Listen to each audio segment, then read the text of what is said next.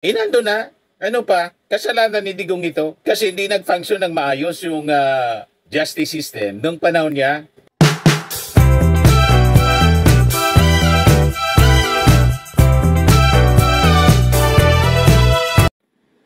Sabi po ng Iglesia ni Cristo, si Digong daw dapat dito gawin sa Pilipinas yung trial. Yan po.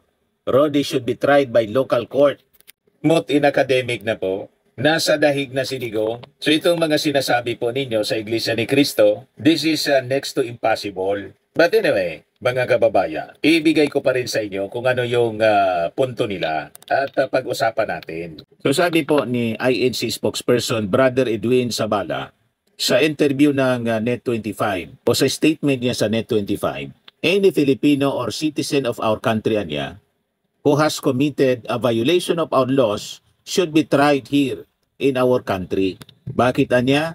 Because our justice system works. Malabo po yung statement po ninyo na our justice system works. Kasi ngayon, oo. Pero nung panahon ni Digong, may duda po yung mga complainants. At hindi man natin pwedeng diktahan yung mga complainants. Lalo't may opsyon sila na dalhin sa ICC because of the influence ni Digong. Kontrolado lahat. It was admitted by Justice Secretary Boying Rimulya. Yun mismo yung itinanong ni Senator Amy Marcos sa kanyang Senate inquiry. Bakit niya hinayaan na isurrender yung dating Pangulong Digong sa ICC? Pwede naman niya siyang kasuhan rito. Wala man pong interesado magkaso rito. Walang naglakas loob, nakasuhan rito. Kasi pati daw yung mga piskal, tinatakot. Pakinggan natin yung sinabi ni DOJ Secretary Rimulya. Ayan po. Sa drug war po, wala pong blatter ang pulis. Marami nga walang blatter eh. Ang problema nga ho dito, napakarami hong namatay na ang death certificate nga nakalagay po cardiac arrest pero may butas po sa ulo mula sa bala. So tama yung yun ang sinasabi ninyo, failure of our justice system. Opo, nung panahon na yun. So nagkaroon tayo ng problema nung panahon na yun na hindi ho talaga maimbestigahan na maayos kasi pati ho ang piskal tinatakot po ng pulis nung panahon na yun eh. Nung panahon na yun, ngayong panahon ngayon, hindi ba pwede magaya? Hindi ngayon mas maayos ngayon sapagkat sinisigurado po namin na ang piskal at ang pulis ay magkasama mag-imbestiga ng mga krimen. Hindi na ho katulad ng dati. Kung ano sabihin ng pulis, dapat masunod. Kung mas maayos ngayon, ba't hindi na magpila ng kaso dito sa Pilipinas? Maayos na pala eh. Nag-iba na. Hindi ko ho pwedeng tanongin yun sa mga nagdepanda sa ICC. Hindi naman po namin hawak yung mga taong yun eh. Hindi ho namin sila kilala.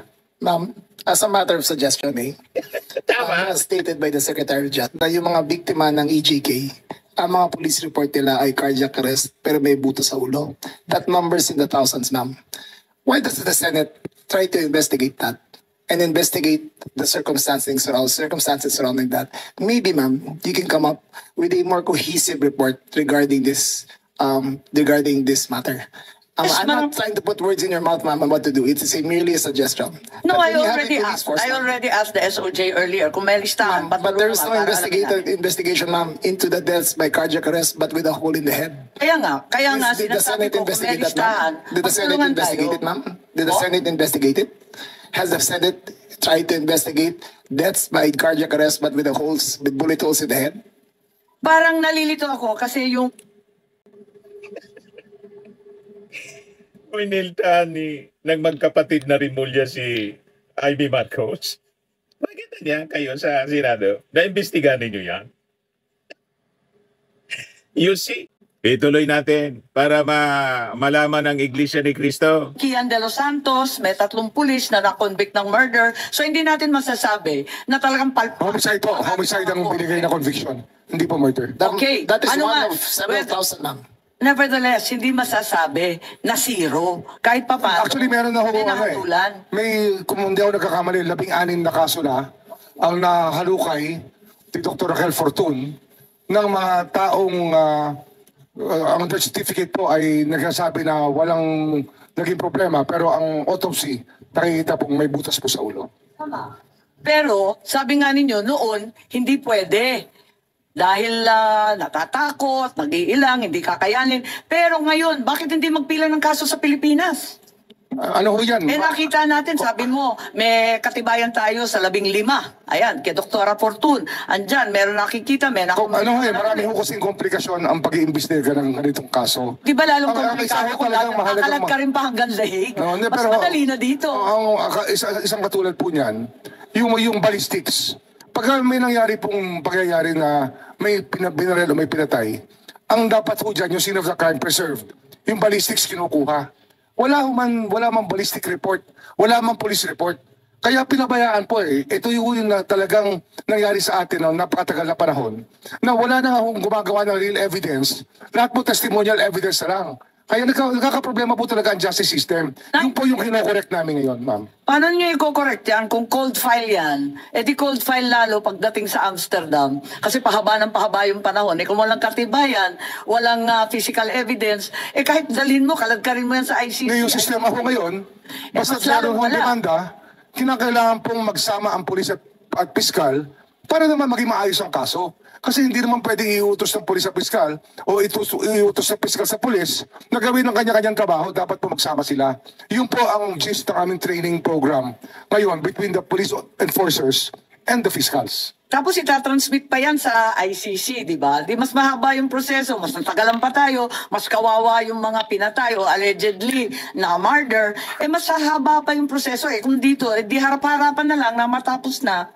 Hindi po ba? Sana po magawa natin to hanggang sa mga susunod na taon. Kasi sabi ito nila, ay talagang sinisikap namin na talagang baguhin ang sistema. Hindi ko madali, pero hindi kami nawawalan ng pag-asa na marami na hong pagbabago nangyayari sa sistema natin.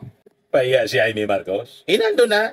Ano pa? Kasalanan ni Digong ito. Kasi hindi nag-function ng maayos yung justice system. Nung panahon niya, pati yung mga piskal daw tinatakot. O kaninong kasalanan ito? Tapos gusto ninyong mangyari, dito yung trial. Ayaw nga. Ayaw ng mga complainants. Walang tiwala dito. At nangyari itong filing, 2017 pa. Di ba? Ito yung consequences ng mamalabis ni Digong. Kaya dapat pagbayaran niya ito. O ngayon, dahil nawala ng tiwala yung mga mamamayang Filipino sa justice system, lalo na po yung mga complainants, dinala nila sa ICC. You see? Tapos sisisihin ninyo yung administrasyon ngayon. Bakit daw hindi nag-file? Final na doon sa ICC. Ano pa?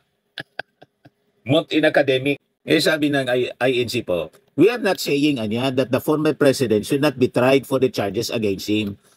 As for us, the Iglesia ni Cristo trusts in the integrity and competence of the judiciary to decide such matters and issues. Kayo may tiwala sa justice system ngayon. Pero noon, malamang kayo may tiwala sa justice system noon, panahon ni Digong. Pero yung complainants, yung mga apektado, yung mga nangamatayan, wala. Anong magagawa ninyo? You see, sisihin ninyo si Digong kasi nawala ng tiwala sa justice system nung administrasyon niya yung mga tao. Pagkatapos ngayon magrereklamo kayo na sa ICC final. Sabi pa niya rito ni Sabala, what's sad niya is that the people in charge did not listen to the call of the Iglesia ni Cristo, referring to the decision of the House of Representatives to proceed with the impeachment of Vice President Sara Duterte. Iniman lang po kayo ang tao. Sa Pilipinas, ilan kayo? 5 million? 114 million na po ang mga Filipino. At sabi sa survey, 51% sa mga Filipino ang gustong papanagutin yung mga Duterte. So majority sa ating mga kababayan, including si Sara, yung mag-ama, at hindi man po maaari na ang isang religion o religious organization ay siyang magdikta sa gobyerno. Kasi sa Bible po, ang sinasabi, let every soul. Kasabay dyan kayo. Kasama dyan kayo, let every soul be subject unto higher powers. For there is no power but of God. That is written in Romans, Romans 13, verse 1 to 2. Let every soul be subject unto the higher powers. For there is no power but of God. The powers that be are ordained of God.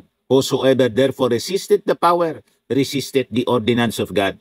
And they that resist shall receive to themselves damnation. Kaya kayo, huwag kayong magre-resist sa ginusto ng gobyerno. Kasi yung gobyerno, walang gobyerno na hindi inayaan ng Diyos na mamuno sa ating bayan, sa alinmang bansa, sa ating mundo. Inayaan yun ng Diyos. Yun ang dapat ituro ninyo sa mga tao. Pasakop to governing authorities and render unto Caesars what is Caesar's and unto God what is God's. So that is the separation of the church and state. Kaya yung trabaho ng gobyerno, wag na ninyong pakialaman. Yan ang ating ating advice sa inyo. Kung gusto ninyo na tahimik ang ating bansa, pasakop tayo sa batas. May mensahe at pasasalamat si Bongo sa Iglesia ni Cristo.